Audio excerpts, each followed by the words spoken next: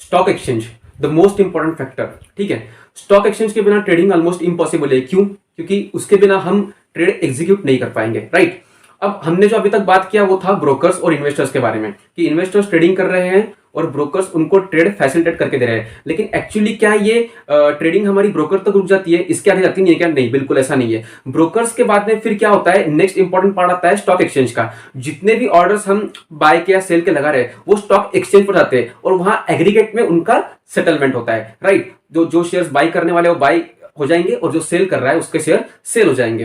तो stock exchange का important role क्या प्ले होता है, जहां पर सारे ब्रोकर्स आते हैं मिलके और फिर वहां पर वो लोग ट्रेडिंग जो होता है वो एग्जीक्यूट करते हैं, राइट।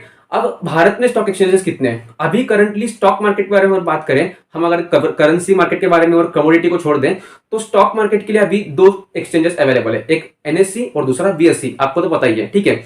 और अगर स्टॉक मार्केट की स्टॉक एक्सचेंज की अगर हम हिस्ट्री देखें तो हिस्ट्री में तो 2 से ज्यादा स्टॉक एक्सचेंज अवेलेबल थे, Calcutta stock exchange, Madras stock exchange, right. लेकिन अभी जो करंटली है वो है 2, एनएससी और बीएससी, ठीक है। अब हर स्टॉक एक्सचेंज का अपना अपना एक इंडेक्स है। एनएससी का जो इंडेक्स है वो है निफ्टी 50, राइट, आपने सुना होगा इसके बारे में। और जो बीएससी है उसका बेंचमार्क क्या है? S&P 500 सेंसेक्स, ठीक है।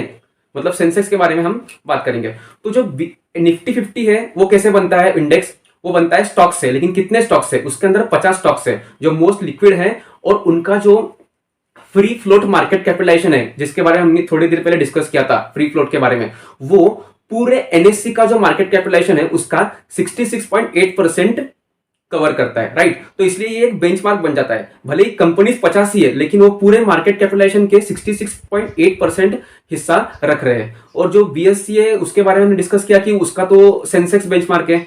तो सेंसेक्स के अंदर 30 कंपनीज है, ठीक है। और वो 30 कंपनीज जिस तरीके से मूव करेगी वैसे सेंसेक्स भी मूव करेगा। तो वो वेट के हिसाब से आता है कि किसका वेट कितना है और वो सिक्योरिटीज एफ&ओ में है या नहीं, क्योंकि एफ&ओ में होना कंपलसरी है उसके लिए। और उसके बाद में वो उनकी लिक्विडिटी कितनी है, ट्रैक रिकॉर्ड कैसा है, ये सारा मेथोडोलॉजी देख के ही फिर इंडेक्स बनता है। तो आपको बिगिनर लेवल पे इतना ध्यान रखना है कि निफ्टी का इंडेक्स जो है वो निफ्टी 50 और बीएससी का जो है सेंसेक्स। अब क्या ये 2 ही इंडेक्स है क्या? नहीं, इंडेक्स तो वैसे 50 से ज्यादा इंडेक्स है, क्योंकि सेक्टर वाइज भी इंडेक्स है। जैसे निफ्टी में अगर देखेंगे हम तो निफ्टी ऑटो इंडेक्स है। ऑटो इंडेक्स क्या ट्रैक करता है? जितनी भी ऑटो कंपनीज है उनका मार्केट कैसे चल रहा है ये वो ट्रैक करता है। तो वो इंडेक्स ऑटो कंपनी के वेट से बनता है, राइट। उसमें ऑटो कंपनी के स्टॉक्स होते हैं। निफ्टी टेक्नोलॉजी जिसके अंदर इन्फोसिस है, टीसीएस है, विप्रो है, एचसीएल टेक है, तो ये कैसे बना? सारे टेक्नोलॉजी कंपनी से बना हुआ है। तो ऐसे अलग अलग थेमेटिक और सेक्टरल इंडाइसेस अवेलेबल है। तो ये दोनों में भी है, बीएससी में भी है और एनएससी में भी है। अगर हम बात करें स्टॉक को छोड़कर बाकी कौन से एक्सचेंजेस है, तो वो है 2 और इंपॉर्टेंट एक्सचेंजेस। वो है एमसीएक्स मल्टी कमोडिटी एक्सचेंज और दूसरा NCDEX national commodity derivative exchange of India, ठीक है। अब इसके ऊपर क्या होता है? इसके ऊपर स्टॉक्स की ट्रेडिंग नहीं होती है, यहां पर कमोडिटी की ट्रेडिंग होती है। गोल्ड है, सिल्वर है, एल्यूमिनियम है, कॉपर है। कमोडिटी मार्केट एक अलग ही दुनिया है, उसकी ट्रेडिंग के लिए सेपरेट एक्सचेंजेस है, ये एनसीडीईएक्स और एमसीएक्स। तो वहां पर इसकी ट्रेडिंग होती है, राइट। लेकिन अगर हम निफ्टी की और सेंसेक्स की बात करें कि इंडेक्स की शुरुआत कहां से हुई थी, तो निफ्टी जो है वो 1995 में उसका बेस ईयर है। और तब जो निफ्टी आज 18,000 रुपए चल रहा है लगभग, वो उस वक्त 1,000 था, राइट। तो 1,000 उसकी बेस वैल्यू है और आज तक इन 20-25 सालों में ये इंडेक्स 1,000 से लेकर 18,000 तक आ पहुंचा है और आने वाले 20 साल में ये और भी बढ़ेगा, राइट।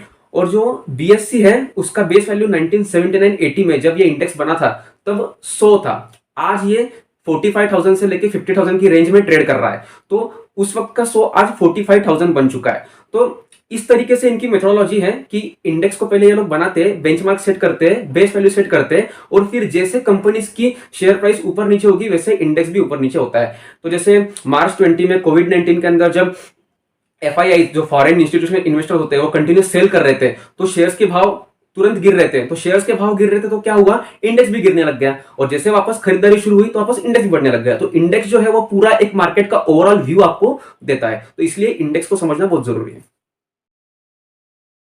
लिवरेज मतलब सिंपल भाषा में फंडिंग। आपका ब्रोकर जब आपको फंडिंग दे रहा है शेयर्स बाय करने के लिए या सेल करने के लिए, जो भी है वो, उसको हम बोलेंगे लिवरेज। अब मान लो लिवरेज है 1:5, ठीक है। अभी 1:5 या 5 टाइम्स बोल दो इसको सिंपल लैंग्वेज में। तो 5 टाइम्स का लिवरेज का मतलब क्या होता है? देखिए, आप 1,000 का एक शेयर है, ठीक है, और 100 शेयर्स बाय करने वाले हो तो टोटल वैल्यू कितना हुआ? 1,00,000।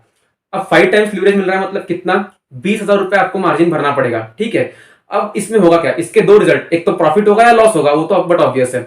मान लो आज सुबह आपने 1 लाख का माल उठा लिया, ठीक है, अब इसकी वैल्यू 1 लाख की अगर 1,05,000 या 10,000 हो जाती है तो क्या हो रहा है, आपका प्रॉफिट आ रहा है। तो जो आपका मार्जिन आपने भरा है 20,000 रुपए, उसमें आपको आपका प्रॉफिट ऐड होके दिखने लग जाएगा, और आप अगर उसको सेल कर दोगे तो टोटल अपना जो मार्जिन होगा वो 20,000 आपने भरा हुआ प्लस आपका जो प्रॉफिट आया 5,000, तो होगा कितना, 25,000। ठीक है, तो लीवरेज का ये बेनिफिट है कि आप कम अमाउंट के अंदर ज्यादा शेयर्स बाई कर सक रहे हो और उसके वजह से आपका प्रॉफिट भी ज्यादा आ सकता है। लेकिन इसका वापस सेकंड इफेक्ट भी है कि लॉस भी उतना ही ज्यादा होगा जितना ज्यादा आपका प्रॉफिट हो सकता है। मान लो आपकी बेट गलत हो गई, 1 लाख का माल आपने सुबह उठाया और उसकी वैल्यू गिरने लग गई, 95,000 हो गई, अब क्या होगा, अब 5,000 का लॉस दिखाएगा। तो वो लॉस कैसे कट होगा, वो आपका जो मार्जिन आपने भरा है 20,000 रुपए, उस 20,000 में से 5,000 कट हो जाएगा और बचा हुआ 15,000 जो है वही आपका मार्जिन दिखेगा, तो 5,000 रुपए आपका लॉस हो गया। तो लीवरेज ये एक मल्टी स्वॉर्ड एज है, मतलब मल्टी एज स्वॉर्ड है ये।